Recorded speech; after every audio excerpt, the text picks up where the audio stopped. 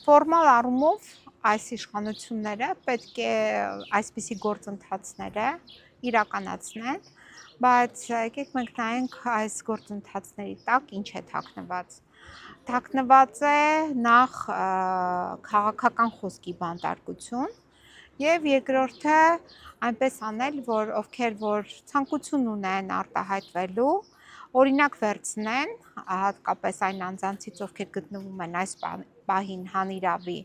ազատազրկման վայրերում, նրանցից օրինակ վերցնեն եւ հեռու մնան այսպես կոչված փորձանքներից։ Սա է այս ինչ որ մենք այսօր տեսնում ենք, ուրիշ բան ես չեմ կարող ասել, որովհետև քրեական հետապնդման մասին այդպիսի մեղադրանքներով դա ուղղակի ծիծաղ է առաջացնում, որովհետև Հայաստանի Հանրապետության ազգային ժողովում որևիցե գաղտնիք երբևիցե չի քննարկվել եւ եթե ինչ-որ մեկին հուզում է գաղտնիք, ինչ-որ պետական, ապա եթե դա ժողովի ժամանակ է քննարկվում, շատ հեշտությամբ կարելի է ձեռք բերել առանց ինչ-որ մեկի միջնորդությամբ, ուղղակի մի հատ դրոն պտտեցնելով, սպասեցնելով այդ դրոնը այդ պատուհանի մոտ կձայնագրի եւ իրենց տեղեկատվությունը կփոխանցի։ Այս տեխնիկական պայմաններում նման կարիքը չկա ինչ-որ մարդկանց ներգրավելու, ինչ-որ գործընթացներ, այսինքն ծիծաղելու մեղադրանքներ են առաջադրում մարդկանց։ Ես հասկանում եմ իշխանության կողմից արվող քարոզչությունը, բայց այնպես չէ, որ ընդդիմության ձայնը տեղ չի հասնում։ Այս ձերբակալությունները, կալանավորումները խոսում են այն մասին, որ հենց ընդդիմության ձայնը ավելի ազդեցիկ է, դրա համար են փակում այդ ձայնը։ Հիմա մենք այս վերջերս տեսանք, որ Արեգնազի նկատմամբ ինչ հետապնդում տեղի ունեցավ։ Ինչ էր անում Արեգնազը,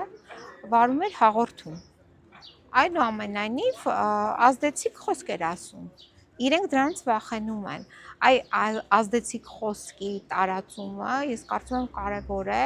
եւ ինչքան շատ մարդիկ համարձակ լինեն եւ չխուսափեն արտահայտվելուց, դժգոհելուց, ասելու ճշմարտությունը մարդկանց, քաղաքացիներին բացատրելու, այդ դեպքում իրանք ավելի թույլ կլինեն իրանց հմեկնել ոչինչ չի կարող անել։ Ուղղակի ցավը նրանում է, որ հենց այդ մարդիկ, ովքեր որ խոսում են, համարձակ են, նրանց են փախում։ Ունեք ինչ-որ մի բան ասելու։ Գիտեք, մենք պետք է պատրաստ լինենք, որ գնալու է այս իշխանությունը նման ռեպրեսիաների եւ դրանից հետո մենք պետք է ունենանք հստակ, պլանավորված, րոպեական, ժամի, օրերի, շաբաթների, ամիսների ծրագիրը։ Մենք ամեն ինչ անում ենք իրավիճակային, որը արդյունավետ չէ։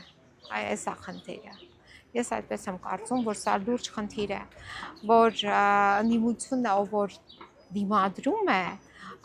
իր ծրագրերը նախապես ինքը չի մշակել եւ այդ ծրագրերի մասով նաեւ պլանները կազմել։ Այստեղ խնդիր ունենք։